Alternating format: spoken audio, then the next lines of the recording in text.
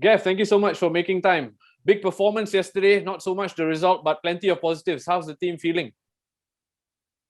Yeah, I think after the game there was there's some sort of buzz going around because coming into the competition there were a lot of nerves. Naturally, there were some doubts, but at halftime they recognized like, hey, actually we are more than capable of competing with God last night. And then it came to a point where we were disappointed with the result. I think before the competition, without having played the game, I think if you tell people we're gonna go play Gamba and then maybe it's 2-0, and then a lot of them were like, oh yeah, okay, that's not too bad. But after last night's performance, and how we played, I think disappointment is a natural outcome. Gav, again, I appreciate you taking the time to join us here. But can you just run us through what you were thinking on the sidelines yesterday? What sort of emotions you felt, and as the game was going on, what were some of the thoughts going through your head? Well, before kickoff, it was like it was quite surreal, right? Like being at Champions League stage, and in the coaches' room before kickoff, I was just joking with Farah. I was like, Farah, 4 years ago, we were still giving. We were giving under-19 team talks in the Woodlands changing room with the public spaces open, right? And then here we are. We spoke a lot about this stage, and here we are. But when the first whistle went, and then and just all thinking just stayed with the game, and I was just trying to because they changed the system up. The last 6-7 games ever since the coach changed, they were playing with a back five, and I was just trying to figure out, because at warm up I think he was trying to mind games being played, like he warm up with a back three, so I assume it was going to be a back three, but it turned out to be a back four. But actually it worked out for us better with a back when they played 4-4-2, because that means they only had two players in the highest line, and that helped us defensively. And when we came up, when we were building up, we were building up against two players instead of three. So that was definitely a lot better for us. Yeah, look, I mean, you bring up a great point about the tactics, and that's actually exactly where I was gonna head to next. I mean, you guys look so impressive in your build-up play. The patterns I thought were fantastic. There were always options on the ball. Personally, for me, I thought Nakamura and Mehmedovic were crucial in those central areas, with their pressing resistance. So fantastic. Mehmedovic especially, I think, doesn't look out of place. Gavin, you might be losing him. I don't know. He's put himself in the shop window. I am creating a little bit of controversy, but I think the build-up play, carrying it through the lines, going into the attacking areas, no problem. Brilliant under pressure, which was fantastic to see. But just perhaps lacking that bit of cutting edge in those attacking areas, which Gamba were able to do despite having less possession. What was your sort of overall analysis of the game, and what are you thinking that we can improve on ahead of the match against Chiang Rai? Well, this is just my thoughts based on the analysis that I did last night, tagging the videos and all. But I haven't gone into further detail yet. But just general thoughts. Yes, I think the first and second phase of build-up was good. I think after 10 minutes, once we calmed down and we maintained clear thinking, we realized like, hey, we can actually play out here. And then things got a lot better. Players weren't too conscious at the start of the game. Everybody was overthinking in that sense, right? They were too conscious of the environment. But the moment we settled down, I thought we controlled our build up very, very well. To your point, you're right. I think in the final third, that's where we can do a lot better in. But I think that's a consequence of our build up in the second phase as well. We need to be able to get more numbers closer to the box. But because I think we were more concerned about not losing it, and so we had Zeko and Yes quite deep and to help retain the ball. And so the moment when we enter the final third, often it's just 4v3 or 6v3 against our front three. And Gamba defense, they were as quick as Boris and Armin. So we couldn't leave them exposed in those kind of underload situations. We needed to bring numbers up. And I think whenever we we made the overloads on the outside, 3v1, 3v2. That's when we actually created our chances. And so again, it's a step-by-step thing, right? We're trying to get from the back to the front, and now that we know that we can do it at the back, let's try to move it up field progressively together. Gav, you talk about building from the back, right? For my understanding, 2 19-year-olds were thrown into the fray. What do you tell boys like that before kickoff? I mean, I can't imagine what I was doing as a 19-year-old to play at that level. What do you tell these boys for confidence? Yeah, I can't imagine that myself. At 19 years old, I wasn't half as good as them. But you know, I think it's not just the two of them. We've got a few more on the bench. And the message has always been clear. You know, you are in the team because we believe that you're good enough. And I think age is just a number, really. I'm not just saying it for the sake of saying it, because if we say that if they are good enough, they're young enough, then you're good enough, you're old enough in that sense for Daniel Bennett and Bai as well. Regardless of your age. And so I thought Ryan was very, very good, given that it's his first AFC game. I think he has only played one AFC Cup 45 minutes against Hanoi. Other than that, he didn't have this exposure at this level. So I was very happy for him, but obviously he has quite a few areas to improve on still, and that's natural. Same for Mark. You know, I think Mark settled the game later on in the first half, but again, very happy for them to get the exposure and the minutes.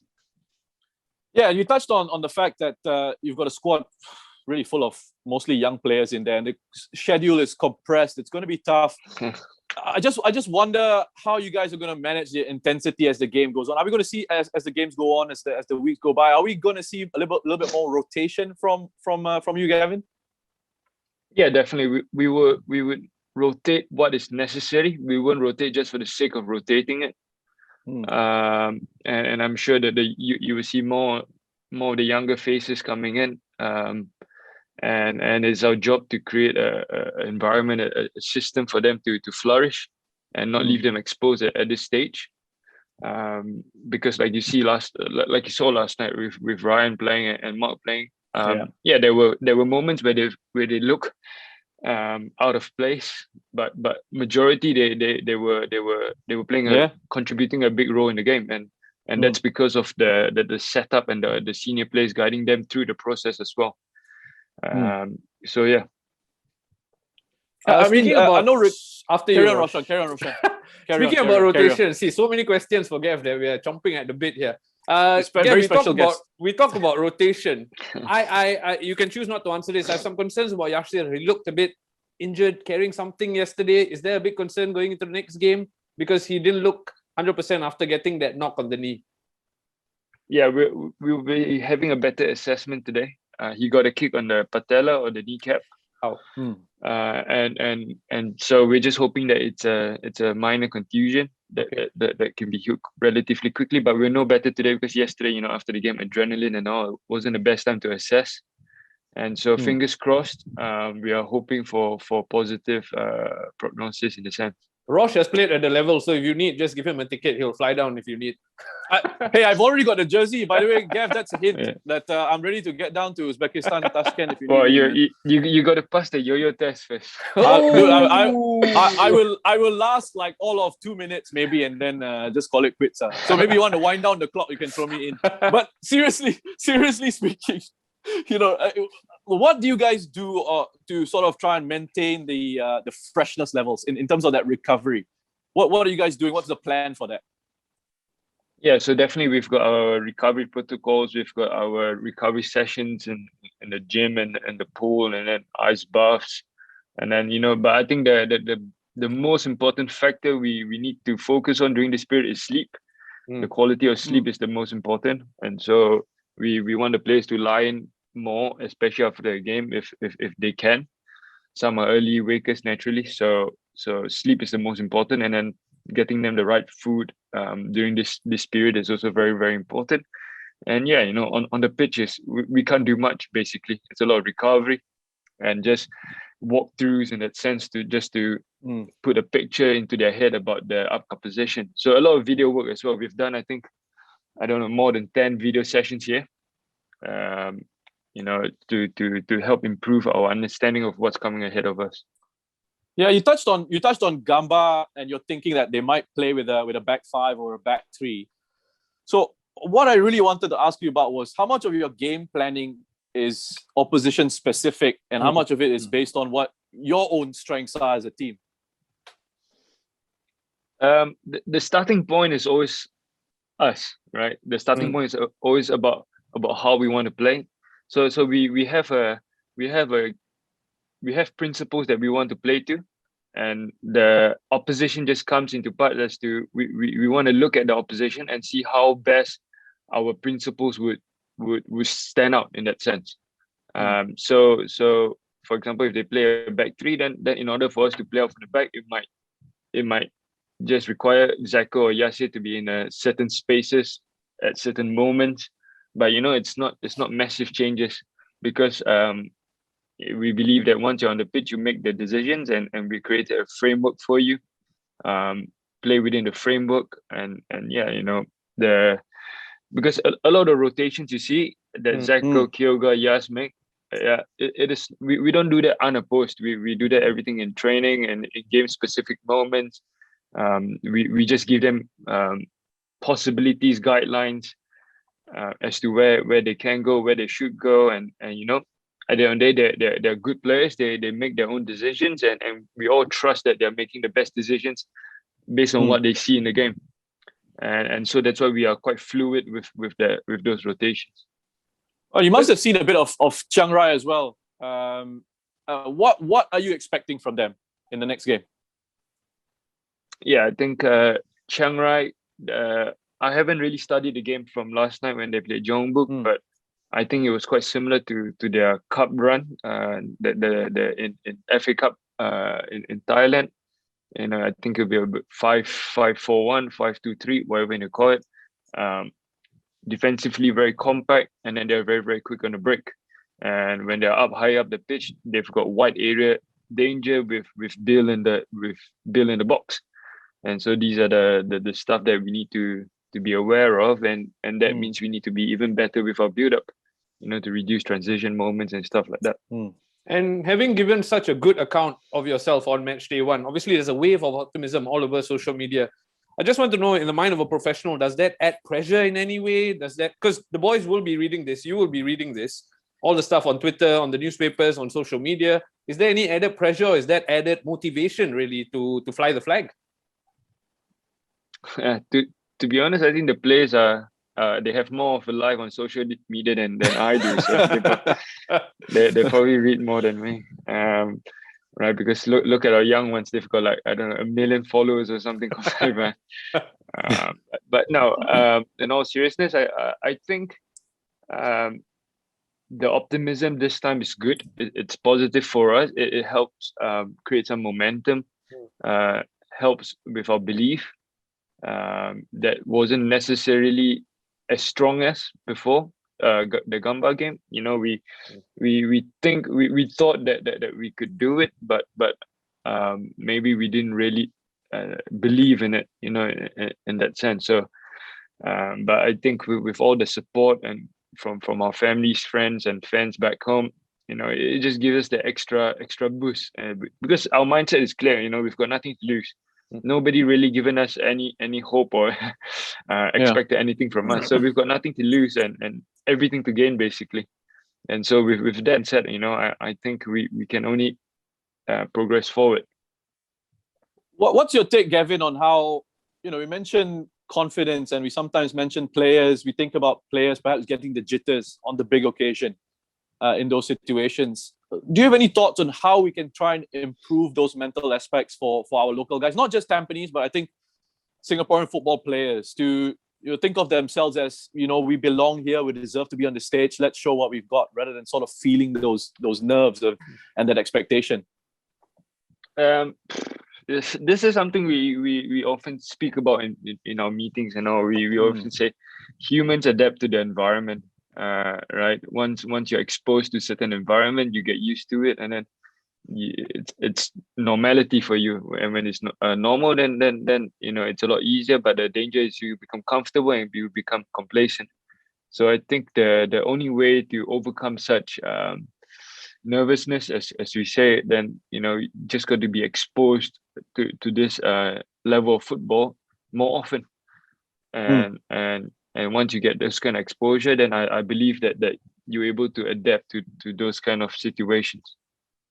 Gavin, you've been very generous with your time. Just one last question. It's very selfish of me because I love speaking to coaches who are in the hot seat, in the dugout, doing these things day in, day out. It's great to learn from you guys. And one of the things that I'm always fascinated about is how coaches are able to, Tampines are clearly a very well coached side. We can see the structures in there. We can see the patterns of play. It's quite obvious, to anyone who watches them. I'm just fascinated about the level of detail and how do you sort of translate this game plan, this game model, or this game idea that you have in your mind of how you want your team to play? How do you sort of translate that onto the pitch? How do you send that message out to the players and turn it into a reality? Where do I start? We got plenty of time. Don't worry. Roshan just extended the Zoom session. Oh, okay, that's good. So I guess the first starting point, like you say, is about the game model, about what we want to play, at least what the principles are, which defines how we want to play, and then it comes down to a point about how are we going to coach, or how are we going to transfer the knowledge to the players, and how we do that is through our video sessions and our training methodology, where every single session we are focusing on our game model. Everything we do from the start, it's aligned to our intentions as a team, right? So rarely you would find us doing something that's not relevant to what we want to do during the football sessions. So it's a matter of repetitions. This is not a product of 1 week of work or 2 weeks of work. It's been over 3 years now. And the challenge is always when you got new faces coming in, how do you get them to the level of the rest, the understanding of the rest, and so yeah, it's not an easy question to answer, but I would say it's a lot of analysis, a lot of analysis work on your own team's performance, and then you try to align the team intention every training, but at the same time trying to work with individuals to get them aligned to the team intention. So it's two different levels in that sense. And if we can do well in these two levels, then the rate of improvement is a lot quicker. Fascinating. Really fascinating. Thank you so much, Gav. We really enjoyed you taking the time. And just know we are rooting for you. No problem. So all the best for what lies ahead. Thank you. Yeah, good luck, very Gav. All the best in what's to come.